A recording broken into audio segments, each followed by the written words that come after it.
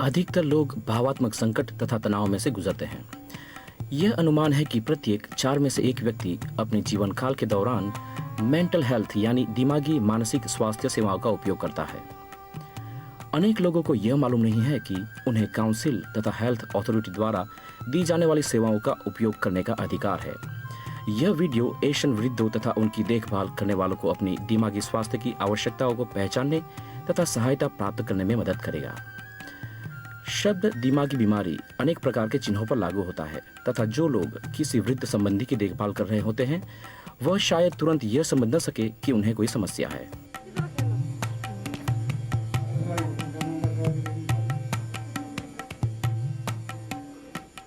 सबसे पहले तो हमने ये देखा कि वह बहुत सोती थी। हमने उन्हें जगाने की कोशिश की लेकिन इसका कोई फायदा न हुआ। वह चाय के पतीले को जला देती और जब मुझे इन्हें साफ करना पड़ा तो मैंने कहा, माताजी से खुरचना आपका काम है और मैं इसे फिर साफ नहीं करूंगी। तो उन्होंने कहा, रहने दो। परंतु वास्तव में उन्हें मालूम ही नहीं होता था कि पतीला जला दिया है। हमने उनके बारे में चिंता करनी शुरू की। अपनी माताजी को इस हाल में देखना कठिन था। वह सिंक पर खड़े होकर हमेशा अपने हाथ और मुंह धोते रहते और कहते कि गंदे हैं, और मेरे बाजू वहां से हटाते हटाते दुखने लगते। मैं अकेले उनकी देखभाल करते करते खुद बीमार हो गई।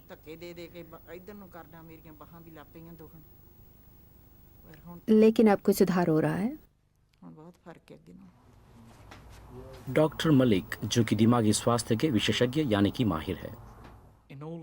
वृद्ध अवस्था में जब लोग उदास महसूस करने लगते हैं तो आमतौर पर इस प्रकार से प्रकट होता है कि वह अपनी आम जिम्मेवारियों तथा कामों से पीछे हटना शुरू हो गए हैं। इन लोगों में जिन्हें भूलने की बीमारी होती है, दिमाग के सेल उस प्रकार काम नहीं करते जैसे उन्हें करना चाहिए और वह सेल मरने भी शुरू हो सकते हैं। जैसे जैसे बीमारी बढ़ती है वैसे वैसे याददाश्त कमजोर होती जाती है, यहाँ तक कि वह ऐसी बातें भी भूलने लगते हैं जो उन्होंने आधा घंटा या 15 मिनट पहले की होती है। वह बातों को दोहराने लगते हैं। यह धीरे धीरे बढ़ता रहता है तथा वह बहुत भुलक्कड़ हो जाते हैं और उन्हें ऐसे व्यक्तियों को पहचानने में कठिनाई होने लगती है जिन्हें वह बरसों से जानते हैं। देखभाल करने वालों को इनमें से कुछ निशानियों को अवस्था के बढ़ने के चिन्हों से अलग करना कठिन हो सकता है, लेकिन शुरू में ही सहायता प्राप्त करना महत्वपूर्ण है। खोज से यह लगता है कि अन्य आबादी के मुकाबले में एशियन समुदाय मिलने वाली सेवा का उपयोग कम करता है। देखभाल करने वालों को इनमें से कुछ निशानियों को अवस्था के बढ़ने के चिन्हों से अलग करना कठिन हो सकता है, लेकिन शुरू में ही सहायता प्राप्त करना महत्वपूर्ण है।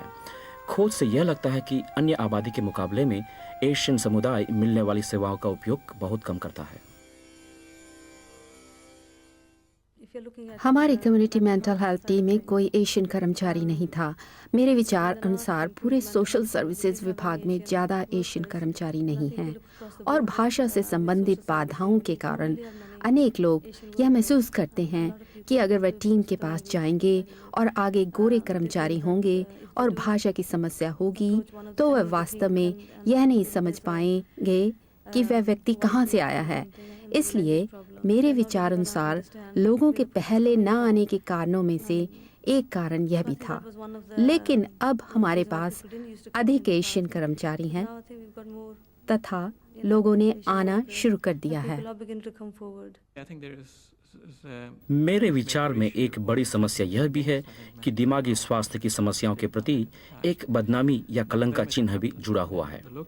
यह सभी लोगों में है, लेकिन मेरे विचार में यह एशियन लोगों में विशेष रूप से है। वह अभी भी दिमागी स्वास्थ्य की समस्याओं का कारण दूसरी बातों को समझते हैं, जैसे कि किसी का जादू टोना कर देना, जिसके कारण व्यक्ति सामान्य रूप से कार्य नहीं कर सकता।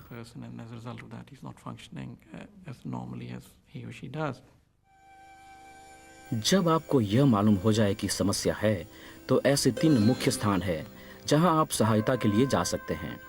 आप अपने डॉक्टर से बात कर सकते हैं।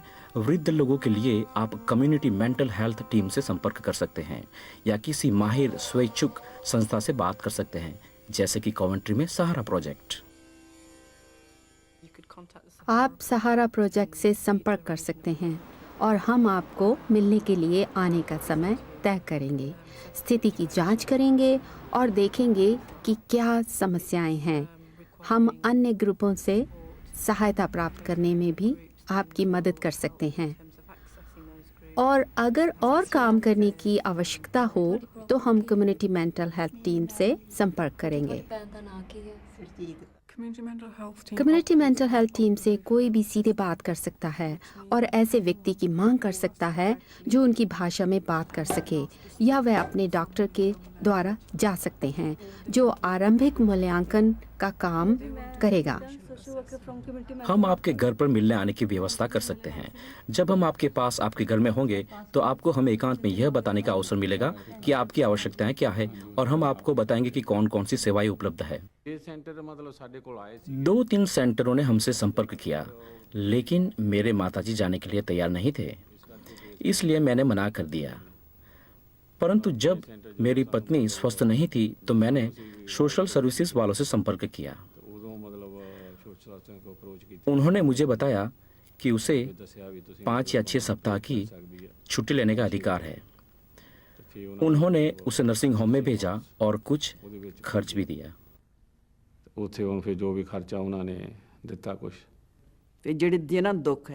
वह खुद अपनी साफ सफाई नहीं कर सकते थे और ना ही नहा सकते थे और उन्हें बाहर ले जाने वाला भी कोई नहीं था। सोशल सर्विसेज वाले हमारे घर में आए और हमने उन्हें व्हील चेयर यानी कि पहियों वाली कुर्सी देने के लिए कहा। उन्होंने हमें कम्युनिटी मेंटल हेल्थ टीम से संपर्क करने के लिए कहा, जिन्होंने उस कुर्सी की समस्या को हल कर दिया।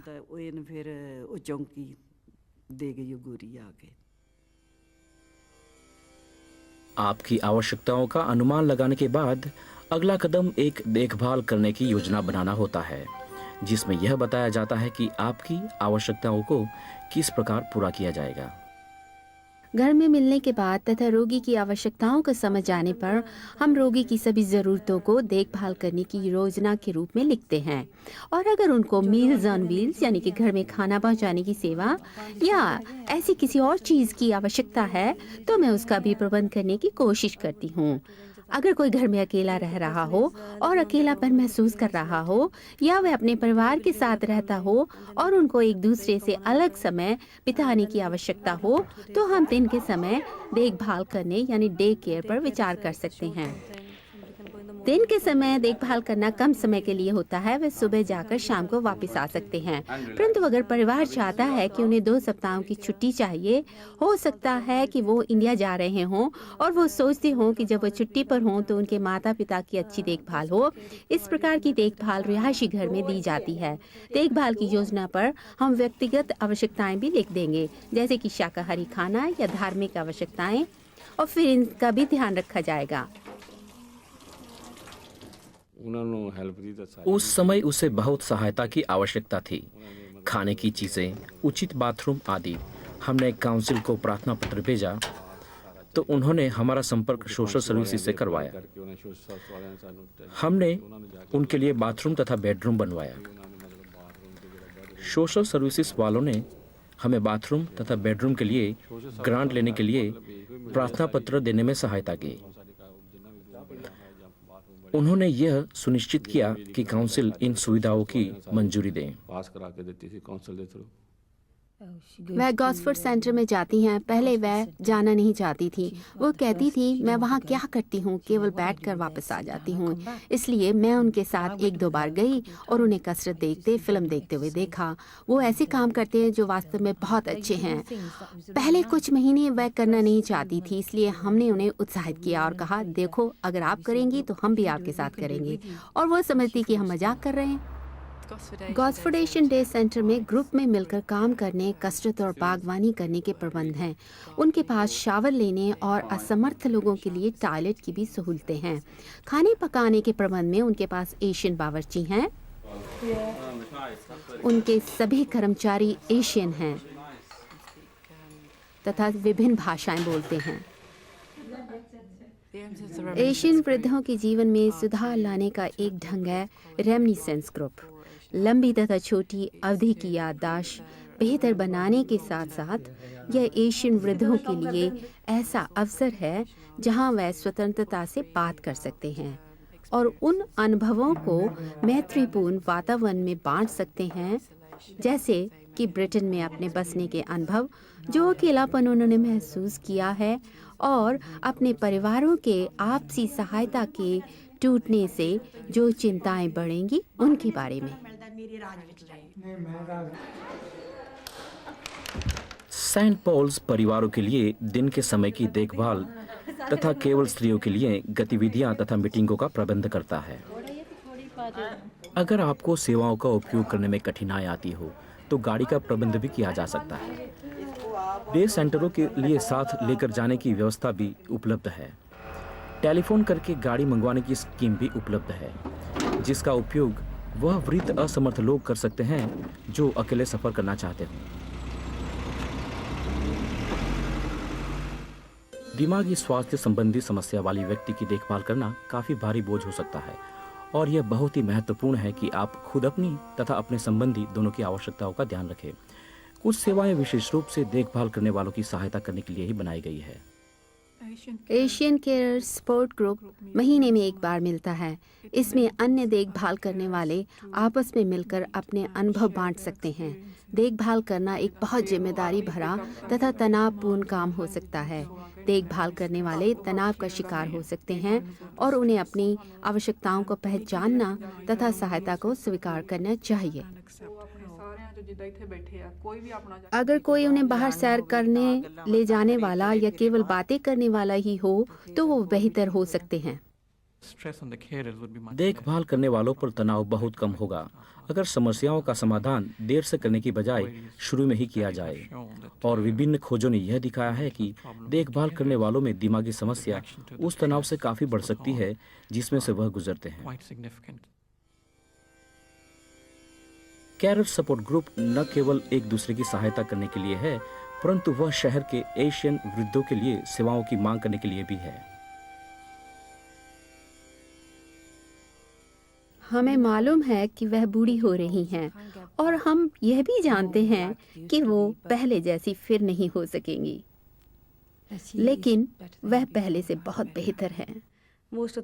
इस समय अधिकतर लोग उस वक्त पर आते हैं जब संकट बहुत बढ़ चुका होता है। इसमें हो सकता है कि उस व्यक्ति को अस्पताल ले जाना पड़े और हम उसकी सही ढंग से सहायता न कर सकें। मेरे विचार में अगर लोग शुरू में ही हमारे पास आने लगे तो हम बहुत सी स्थितियों को संकट हाल में जाने से पहले ही बचा सकते हैं। उन्होंने स्नान किया, वो नीचे आई और उन्होंने प्रार्थना करनी शुरू की। जब वह प्रार्थना कर चुकी तो मैंने उन्हें गले लगाया और वास्तव में बहुत खुश हुई। मैं काफ़ी भावुक उठी क्योंकि मुझे यह देखकर विश्वास ही न हुआ कि वो कितनी बेहतर लगने लगी हैं। उन्होंने हमें झिड़की भी दी जिससे लगा कि स्थिति सामान्य हो रही है। इसलिए कुल मिलाकर मैं सचमुच बहुत खुश हूँ। मैं अस्पताल में जाया करती थी और उनकी तेल से मालिश किया करती थी, इस आशा में कि वह किसी तरह ठीक हो जाएं। हम उनके लिए जो कर सकते हैं वह सब कर रहे हैं। वह इंडिया में डॉक्टर थे। उन्होंने हजारों लोगों का खुद इलाज किया है। दिमागी स्वास्थ्य की समस्याएं किसी को भी हो सकती है। कभी कभी सहायता मांगना कठिन हो सकता है, लेकिन स्थानीय सेवाएं आपकी आवश्यकताओं को पूरा करने के लिए ही शुरू की गई है। अगर किसी समय आप समस्याओं का सामना न कर सके तो यह महत्वपूर्ण है कि आप इन सेवाओं का उपयोग करें और यह समझ लें कि यह आपका अधिकार है। अगर आप समझते हैं कि आपको अपने लिए या किसी वृद्ध संबंधी के लिए सहायता की आवश्यकता है तो अपने डॉक्टर, सहारा प्रोजेक्ट या कम्युनिटी मेंटल हेल्थ टीम से संपर्क करें।